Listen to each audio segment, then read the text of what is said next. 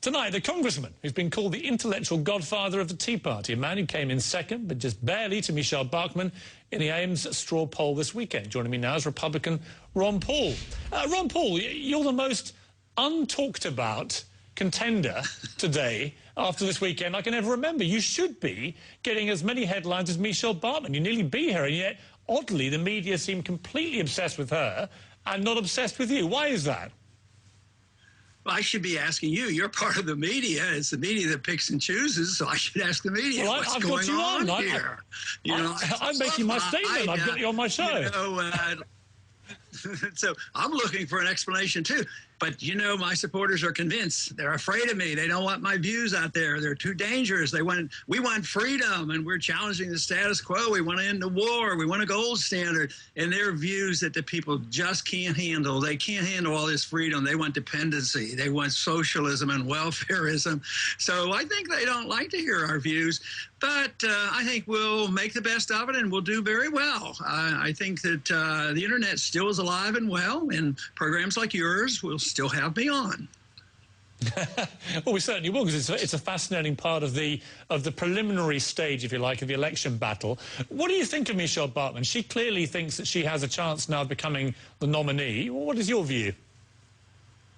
Well, she does. Her name's on the ballot. She did very well in a straw poll, and she does identify with, you know, some independent thinking people. She does not want to be seen as status quo in the establishment. So I know her well, and we've been friends. I just disagree with her views because I don't think she's that far from the status quo as I would like her to be, and I would like this country to be. So her views are quite different on personal civil liberties and different on foreign policy, and therefore they will be different on personal liberty and spending habits as well. I mean, a lot of Democrats are putting it about today that Michelle Bachmann and you are threats and should be taken seriously, or dangerous. That normally means a coded language for they would love you both to do well because it'll rip the Republicans in half and probably guarantee President Obama wins the next election. Well, I don't know. I'm not too frightened about that. I think I do very well with the independents, and, you know, even your own station there, when you do polling, I come out either first or second against Obama. So I think the Democrats fear me. You know, when they try to pick who they want to run against, and when the Democrat picks, they say, well, we'd fear mostly John Huntsman. That's who we fear. But they never bring up the subject that I would slash into Obama's civil libertarian viewpoints. He doesn't really follow through on belief in personal liberties. And he does not, you know, support, you know, ending the wars. He expanded the wars. So the progressive base has really left Obama. So I think the establishment that doesn't want the status quo challenge would be most opposed to me. And quite frankly, the leadership in both parties are very supportive of the wars, are very supportive of the Federal Reserve. They're very supportive of the entitlement system. So therefore, both media and party-wise, they would be very, very nervous about us getting the expression of support that we've got, and they want to squelch it if they can. So I don't think it's unusual. I've been used to this. This has been going on for a long time. So this is nothing exactly new. Sometimes I'm very pleased with the progress we're making, and when we can win a poll, essentially tied in this poll in Iowa, I think it shows great strength for our viewpoints and for our campaign. But tell me this, I mean, you're 75 years old now. You've served 12 terms in Congress. You've had 2 unsuccessful runs at the White House. And yet, perversely, despite all that, you actually have arrived at a position now where your views are more and more in line, I would imagine, with many, you know, average Americans. They are fed up with Washington behavior. They can see that there is a need to cut spending dramatically. I would imagine most Americans are beginning to think that the troops should come out of Afghanistan and Iraq as well. This could be your time, couldn't it, Ron? But it might be your last chance. I would think we do have a very good chance, but I usually summarize this when I'm at the rallies where we have good turnouts, and I get a lot of applause. Freedom is popular. People like to be free, and especially when they see the failure of government. That's why so many people are coming our way, even those who would like these government programs and depend on governments. They realize we're flat out broke. This is one of the reasons why we're getting support on ending these wars. Even if they say, well, we need to be over there, we need to fill the vacuum, and we're afraid things are going to happen. But they know we can't afford it. We have to borrow the money. We fight these wars. And they're talking about starting new ones all the time. We can't even keep up with all this. So this is very popular with the young people especially. Freedom is a fantastic idea. And when you see the failure of government, we become more popular, our views become more prevalent, and we are more mainstream than ever before.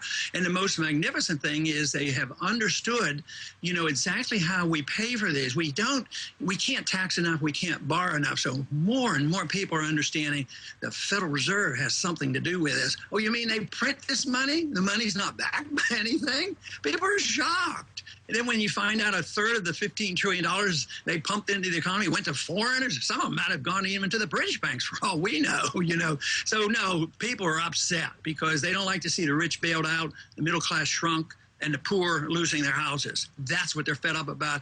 And the Austrian Free Market School of Economics explains it. We predicted it would happen. And believe me, the people are waking up to that fact. Let me put this to you, Ron, because you're a charismatic guy. You did very well in this straw poll. It doesn't mean an awful lot, but it's an indicator that you have a popular vote there. You nearly won it. What I hear about you is very experienced, charismatic, people like you, but the thing that holds you back is when you stray into extremity. They don't like the fact you're so completely opposed to any foreign aid. They don't like the fact you want to legalize heroin. Many people don't like your total intransigence over any tax increase, particularly when you have someone like Warren Buffett saying, come on, hit the super rich harder. People don't like your intransigence over abortion, for example, where you don't believe even if someone is raped that they should be allowed an abortion. Are you prepared at this moment when everyone's wondering which way the Republicans are going to go? Are you prepared on some of these more extreme lines you've taken to soften, to moderate, to, in short, make yourself more electable? Well, why should somebody soften their viewpoint on defending the rule of law and defending the Constitution? That would be foolish. The extremists are in charge. They've been in charge, especially for the last 40 years, since they've been allowed to print money at will. So that's why we've extended ourselves overseas. That's why we have runaway spending with our entitlement system. That's why we have inflation, depression, recessions, and all of these things. That is so extreme. This idea that you have, a couple trillion. This year, our entitlements and debt has obligated our people to $5 trillion. And they think I'm extreme? I mean, this is weird. And they say, oh, no, we'll just print up the money, and everybody will be wealthy. But unfortunately, they give out the money and it goes to the wealthy people. And the poor get poorer. That is weird. That is, it's really bad. It's bad economics. It's bad morality. It doesn't conform with our Constitution. And the people know this. They're really waking up to this. And this seems to be, most people come up to me and they say, what you say is common sense. It's not like I'm spouting off some extreme position. Yeah, hang on, Ron, hang on a second. Yes. Hang on a second. I don't think people are rushing up to you in the streets of America saying, legalize heroin, that's common sense, are they? No, and in fairness to me, I've never used the word heroin once in a campaign ever in 30 years. So it's somebody in the media says, oh, now we're going to interpret what he said. This might mean that he would allow the states to do such and such. All I'm saying is people ought to have freedom of choice, just as you have freedom of choice in your First Amendment rights, picking and choosing what you do and say on TV. I just think personal choices. I mean, I usually use the example of personal choices to say, why is it that the federal government comes down with a SWAT team to arrest people who drink raw milk? What has happened in this country? So I never use the drug as an example because I know how people demagogue it. But it is true. There was a time in our history, not too long ago, there were no federal laws against marijuana in 1937 before that. So this is rather new. We've spent $1 trillion on the war on drugs, and it hasn't done one thing except enhance the drug dealers. So this idea, you can take my philosophy, and I'm not accusing you of doing it, but others have, take my philosophy and say, oh, Ron Paul, his philosophy is he's going to legalize heroin. That's a gross assertion. I want to legalize freedom. Pardon me? If you're such a protagonist for people's choice and freedom of choice. Why are you so implacably opposed to same-sex marriage and to any form of abortion under any circumstances? That's not supporting choice, I is think it? you're mixed. I think you're mixed up. I'm against the marriage amendment, and I believe people can do what they want. I don't even want the government involved in marriage. Anybody can do what they want and call it whatever they want. They shouldn't force their will on other people. And on abortion, I just recognize as a physician and a scientist that life does exist prior to birth. There's a legal right to it, and there's a biological definition of it. And most people don't think about it, that if you say that the woman has a right to do what she wants with her body and what is in her body, that means that an 8-pound baby a month before birth can be destroyed and the doctor be paid for it. There's something awfully bizarre about a society that says, oh, that's okay because it's the woman's body. And every argument for all abortion endorses the principle that you can take that life and abort it and kill it. And I had to witness this. It's very, very disturbing. So I think that somebody has to speak for the weak and the small, and they do have legal rights. If you're in a car accident and a woman's pregnant and her baby dies, this is homicide. You've committed a very serious crime. You killed a life. So this whole thing that is simple, the woman's right to do what she wants with her own body, no, you have to deal with the fact, you have to decide, is there a real life there? And there is a real life there. I'm liable as a physician. If the woman comes in, if she's a week pregnant or 10 months pregnant or was 9 months pregnant, if I do something wrong, rightfully so, I can be liable for injuring the fetus. So if I give her the wrong medication, I'm liable for this. To pretend that life doesn't exist, that's like putting blinders on.